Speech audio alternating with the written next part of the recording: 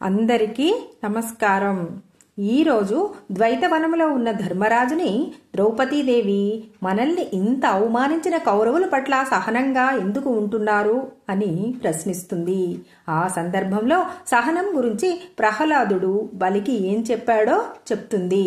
అందుకు ప్రతిగా సహనం, నాస్తికవాదం గురించి ధర్మరాజు ఏమి చెప్పాడు, ఇవన్నీ ఈరోజు తెలుసుకుందాము.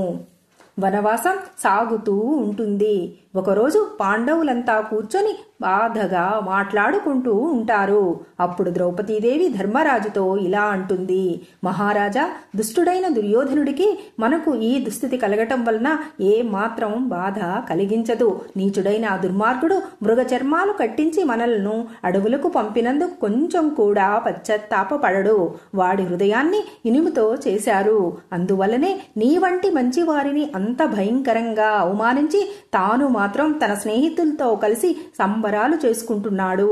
నీ వంటి ధర్మపురుషుడికి ఎలాంటి కష్టాలు వచ్చాయే అని కురు సభాభవనం అంతా బాధపడిందే కాని దుర్యోధన, దుశ్శాసన, శకుని కన్నులు మాత్రం కొంచెం కూడా విచారం చూపలేదు. హంసతూలిక తల్పాల మీద సర్వ సుఖాలు అనుభవించవలసిన మీరు ఈ గడ్డి మీద శయనించవలసి వచ్చింది. రత్న ఖచ్చిత సింహాసనాల మీద రాజసభలో విరాజిల్లవలసిన మీరు ఈ రోజు ఈ దర్భల ఆసనాల మీద కూర్చోవలసి వచ్చింది. దివ్య చందనాలతో ఉదయించే సూర్యుడి వలె ప్రకాశించే మీరు ధూళి దుమ్ము దేహాలతో ఉండవలసి వచ్చింది. చీనీ చేనాంబరధారులు వల్కలాలు కట్టవలసి వచ్చింది. బ్రహ్మ విధుల పక్కన బంగారు పాత్రలతో ఆరాగించవలసిన మీరు నేడు ఈ దుస్థితిలో ఉండవలసి వచ్చింది. ఎందరో యతులు, బ్రహ్మచారులు ప్రతిరోజు అతిథులుగా వస్తూ ఉంటే వారందరికీ స్వాదురస భోజనాలు సమకూర్చే శక్తి గలవారు అరణ్యాల పాలై కందమూలాలు ఆరగించవలసి వచ్చింది. ఇంతకంటే బాధపడే విషయాలు ఇంకా ఏమి ఉంటాయి? మహాబల సంపన్నులైన నీ సోదరులు కూడా ఇలాంటి స్థితిలో ఉండడం అనవసరం అని అనిపిస్తున్నది. ఎంతటి శత్రువునైనా మట్టి కరిపించే భీమసేనుడు ఈ విధంగా బాధగా ఉంటే మీరు ఎలా ఓర్చుకోగలుగుతున్నారు? శత్రువుల మీద మీకు కొంచెం కోపం కూడా రావటం లేదు ఎందుకు? యుద్ధభూమిలో శత్రువులను తేలికగా తుదముట్టించే మహాశక్తి గల భీముడు మీ మాటను దాటలేక ఈ కష్టాలు పడుతూ శత్రువులను చూస్తూ ఊరికే ఉంటున్నాడు. కార్యవీర్యార్జునుడితో సమాన పరాక్రమం గల సవ్యసాచి కూడా ఈ దుస్థితిలో ఉండవలసి వచ్చింది. ఆ మహావీరుడి ధనుసుకి భయపడే కదా రాజులందరూ రాజసూయాయాగం సమయంలో తలలు వంచింది. దేవదానవ మానవ నాగజాతులను జయించగల ఆ మహావీరుడి శక్తికి తట్టుకోలే కదా అశ్వ గజ రథ రత్నరాశులు కానుకలుగా ఇచ్చారు. ఒక్కసారే 500 బాణాలు విడవగల ఆ మహాసురుడు ఇలా దుఃఖిస్తూ ఉంటే కూడా మీకు శత్రువుల మీద కోపం ఎందుకు రావటం లేదో నాకు అర్థం కావడం లేదు. అసమాన సుందరుడు, శ్యామవర్ణుడు, ఘనకార్య నిర్వహణ దక్షుడు, ఖడ్గ యుద్ధ నిపుణుడు అయిన నకులుడు ఇంత కష్టపడుతూ ఉంటే మీరు ఏమాత్రం శత్రువుల గురించి ఆలోచన చేయటం లేదు. అతి సుందరుడైన వీర సహదేవుని విషాదవదనం చూసినా మీకు శత్రువుల మీద ద్వేషభావం కలగటం లేదు. ద్రుపదరాజు పుత్రిని, పాండురాజు కోడలిని, దుష్టద్యుమ్నుడి సోదరిని, పాండవ పత్నిని అయిన నేను కూడా ఇన్ని కష్టాలు పడవలసి వచ్చింది. అయినా మీరు శాంతంగా ఉండడం వల్ల అంత మంచిది కాదు. అసలు మీలో క్రోధం ఉన్నదా? సోదరులు, భార్య ఇంతటి దుస్థితిలో ఉన్న మీకు విచారమే లేదు. క్షరతే ఇది క్షత్రం అనేదే కదా క్షత్రియుల మాట. దుష్ట నాశనార్థం క్రోధం క్షత్రియులకు అవసరం, కానీ అది మీలో లేదు. క్రోధం లేని క్షత్రియుడు ఉంటాడా? అవసరమైనప్పుడు క్షాత్రధర్మం ప్రదర్శించిన వానికి గౌరవమే లేదు, తిరుగుబాటే ఉంటుంది. క్రోధానికి, సహనానికి సమయం, సందర్భం ఉంటుంది. సరైనప్పుడు వాటిని ప్రదర్శించాలి. సహనంగా ఉండే సమయంలో సుఖాలకు దూరమైన జీవులు అయిష్టాన్ని తెలిపిన శాంతంగానే ఉండాలి. అసలు సహనం గురించి ప్రహ్లాదుడు బలికి ఏం చెప్పాడు అనేది నేను చెప్తాను వినండి అంటూ ద్రౌపదీదేవి చెప్పడం మొదలుపెట్టింది. బలి తన పితామహుడైన ప్రహ్లాదుని దగ్గరకు వెళ్లి, తాత, సహనం, క్రోధం ఈ రెండింటిలో ఏది మంచిదో నాకు వివరంగా చెప్పండి, దానినే నేను పాటిస్తానని అంటాడు. అప్పుడు ప్రహ్లాదుడు, నాయనా, సహనంగా ఉండడం మంచిదే, కాని అన్ని వేళలా దానినే పాటించడం అంత మంచిది కాదు. అదేవిధంగా అన్ని వేళలా క్రోధంగానూ ఉండకూడదు. ఎప్పుడు సహనంగా ఉండడం వలన శత్రువులు, సేవకులు, తటస్థులు మన పట్ల నిర్లక్ష్యంగా ఉండి మన మాటను లెక్క చేయరు. అందువలన విజ్ఞులు సమయం సందర్భం బట్టి సహనంగా ఉంటారు. ఎల్లప్పుడూ ఓర్పుగా ఉండే రాజును చూసి అతని సేవకులు చెడు పనులు చేయటానికి కూడా వెనుకడుగు వేయరు. వారిలో సేవాగుణం కూడా తగ్గిపోతుంది. రాజభోగాలను కూడా స్థాయిని మరిచి అనుభవించాలని అనుకుంటారు. చివరకు రాజుని అవహేళన చేయటానికి కూడా ప్రయత్నాలు చేస్తారు. రాజు స్త్రీలను, మామూలు నగర స్త్రీలను అవమానించటానికి కూడా వెనుకడుగు వేయరు. ఇంతకంటే మరణమే నయము. దండనీతిని విడిచిపెడితే యజమానికి సేవకులే ప్రమాదం తలపెడతారు. కాబట్టి ఓర్పు అన్ని వేళలా అంత మంచిది కాదు. అతి ఓర్పు వలన ఎన్ని సమస్యలు వస్తాయి. ఇక ఓర్పు లేనివాడు, కారణం లేకుండా ఎప్పుడూ క్రోధంగా ఉండేవాడు, మంచి చెడులు ఆలోచించకుండా దండనీతిని ప్రయోగించేవాడు అతి కోపం వలన ఆప్తులకు కూడా దూరం అవుతాడు. ఆత్మీయులు, ఇతరులు కూడా వారిని ద్వేషిస్తారు. క్రోధంగా ఉండేవాడు అందరినీ అవమానిస్తూ శత్రువులనే సృష్టించుకుంటాడు. అతి క్రోధం వలన క్రూరమైన దండనను సాగిస్తూ సర్వాన్ని కోల్పోయి ఆఖరికి ప్రాణాలు కూడా కోల్పోతాడు. స్నేహితులతోనూ శత్రువులతోనూ పరుషంగా మాట్లాడుతాడు.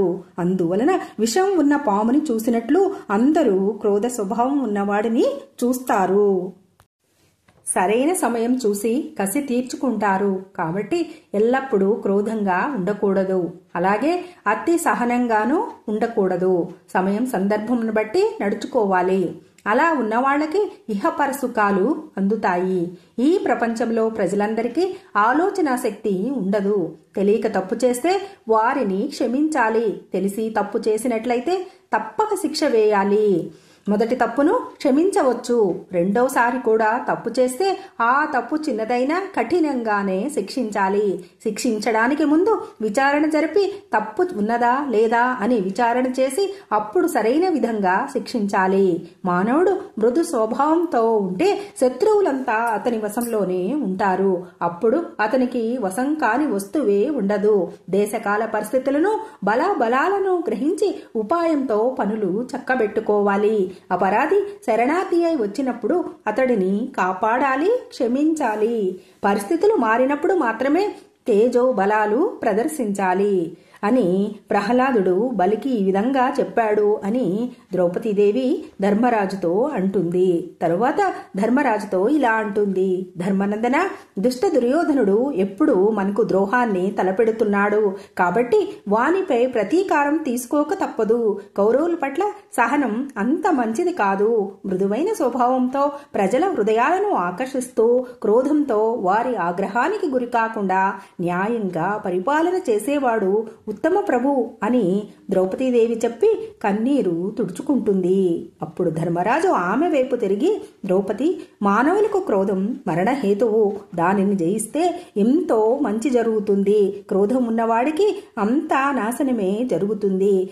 సర్వనాశనానికి కారణమైన క్రోధాన్ని ఆశ్రయించి నేను శత్రువులపై ప్రతీకార చర్య తీసుకోలేను.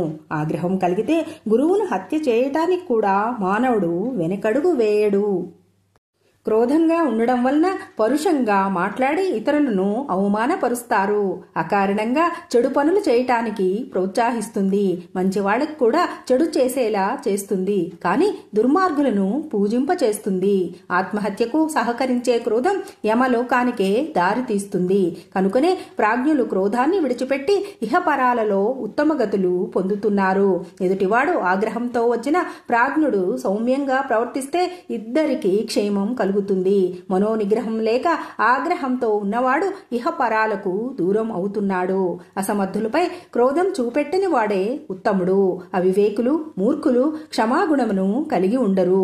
వారిలాగే నేను కూడా అన్ని మంచి పనులకు కారణమైన క్షమాగుణమును ఎలా వదిలివేయగలను?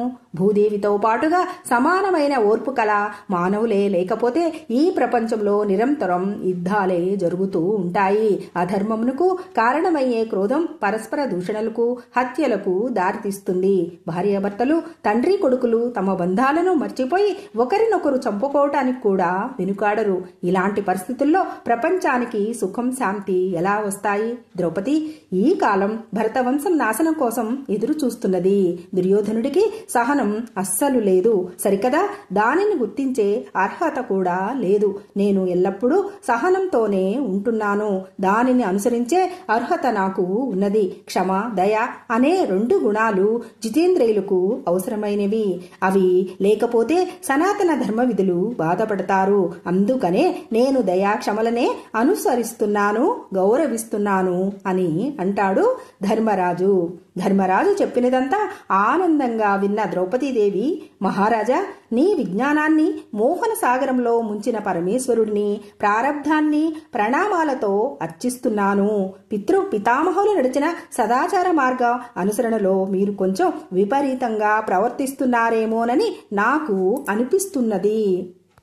మానవుడు తాను చేసే కర్మలను బట్టే ఉత్తమ, మధ్యమ, అధమ జన్మలు పొంది ఆయా లోకాల్లో అనుభవించుతారు. కాని కర్మ నాశనం కాదు. కర్మఫలాన్ని నిర్లక్ష్యం చేసే మూర్ఖులు లోభబుద్ధులతో ఉండి మోక్షకాంక్షతో ఉంటారు. ధర్మము, క్షమ, మృదు స్వభావం, వినయం, దయ ఇవన్నీ కూడా కర్మఫలాన్ని బట్టే ప్రాప్తిస్తాయి.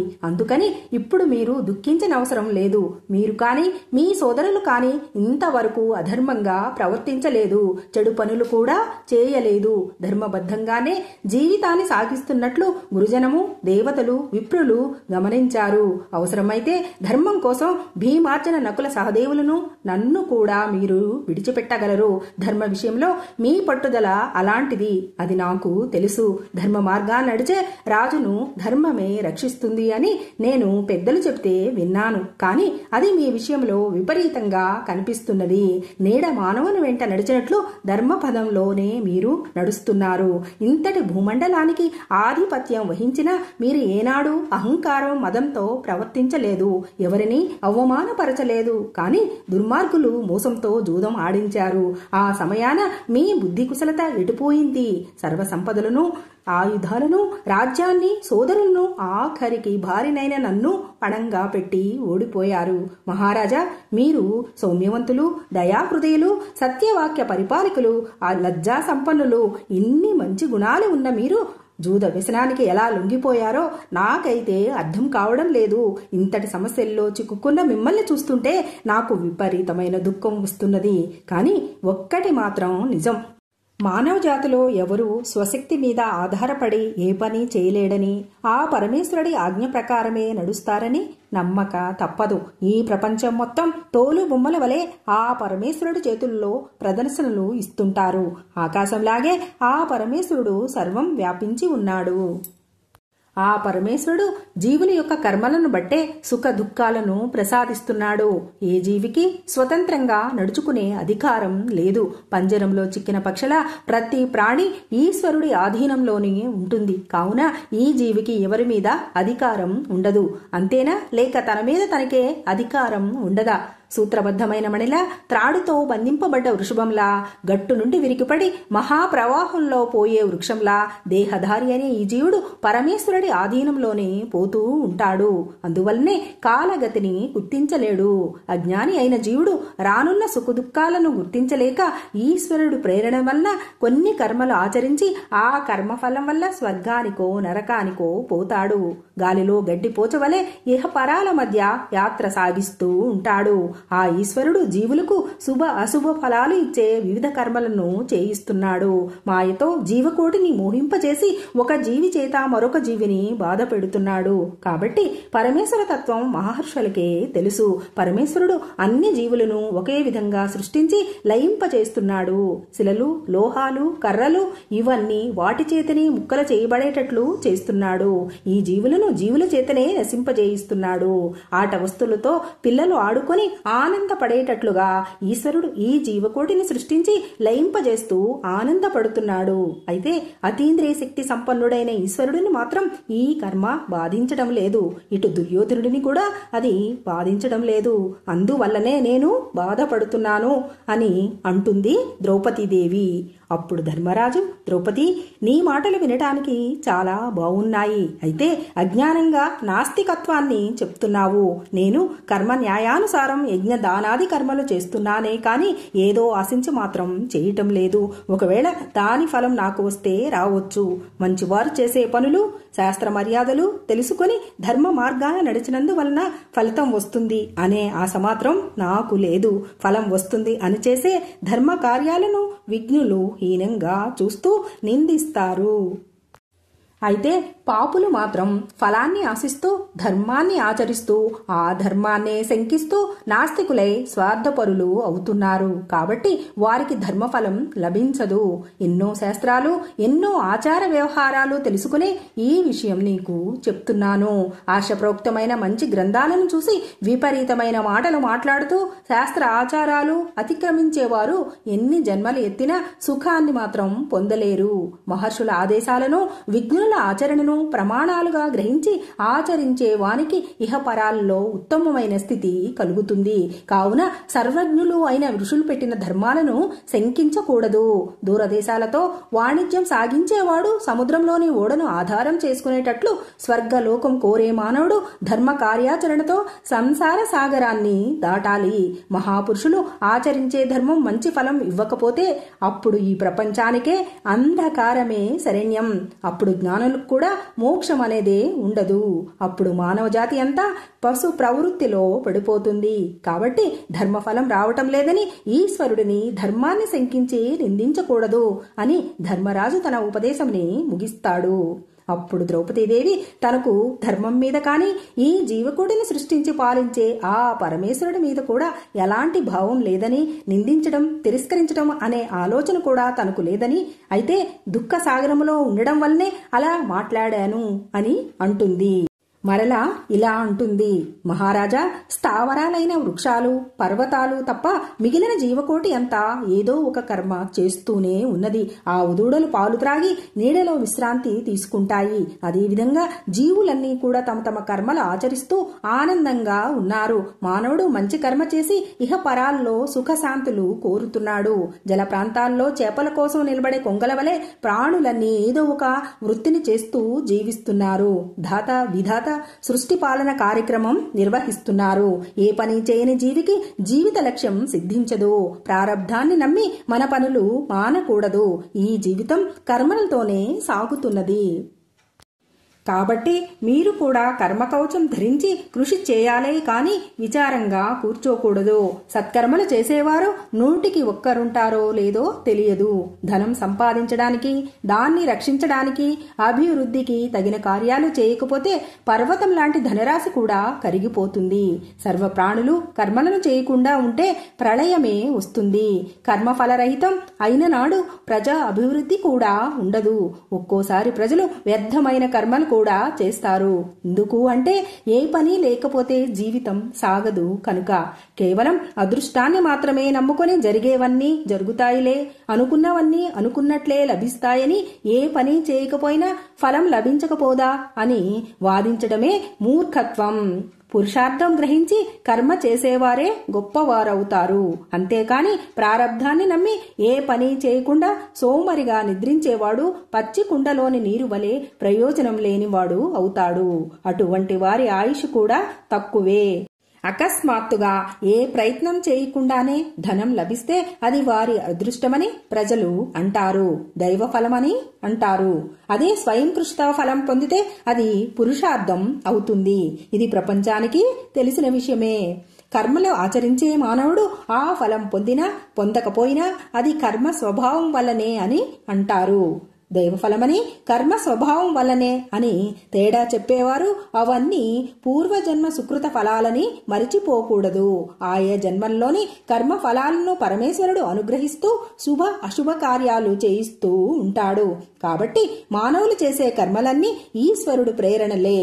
ఫలితాలు కూడా పరమేశ్వరుడి ఆధీనాలే. మనోవాంఛ ఫలం కోసం మానవ ప్రాణి కొన్ని కర్మలు చేసి ఫలసిద్ధి పొందుతోంది. దానినే పురుషార్థం అని అంటారు. మహారాజా, రాజ్యం పోయి దైన్యం వేధిస్తున్న ఈ సమయంలో పురుషార్థ దృష్టితో కృషి చేసి ఈ విపత్తు నుండి విముక్తులు అయితే కీర్తి లభిస్తుంది. కర్మ చేసే వరకు దాని ఫలం ఎవరికి ప్రాప్తిస్తుందో చెప్పలేము. రైతు భూమిని దున్ని విత్తనాలు జల్లుతాడు. దాని ఫలం మేఘాల మీద ఆధారపడి ఉంటుంది. సకాలంలో మేఘాలు వర్షించకపోతే అది రైతు దోషం కాదే. అయితే కొందరికి ఫలం లభించవచ్చు, కొందరికి లభించకపోవచ్చు. అంత మాత్రం చేత నిరాశగా తనను తాను నిందించుకోకూడదు. పురుషార్థ నిర్వహణలో ఫల ప్రాప్తి లేనంత మాత్రాన మరొకసారి ప్రయత్నం చేయాలి. చిత్త వైకల్యం అవసరం లేదు. పురుషార్థానికి ప్రారబ్ధము, దైవము తోడు ఉండాలి. మహారాజా, నా చిన్నప్పుడు మా ఇంటికి వచ్చిన ఒక విద్వాంసుడు మా తండ్రితో చెప్పిన విషయాలే ఇవి. అప్పుడు ఇవన్నీ నేను శ్రద్ధగా విన్నాను. ఆ విషయాలే ఇప్పుడు మీకు చెప్పాను అని అంటుంది ద్రౌపదీదేవి. సర్వే జన సుఖినో భవంతు.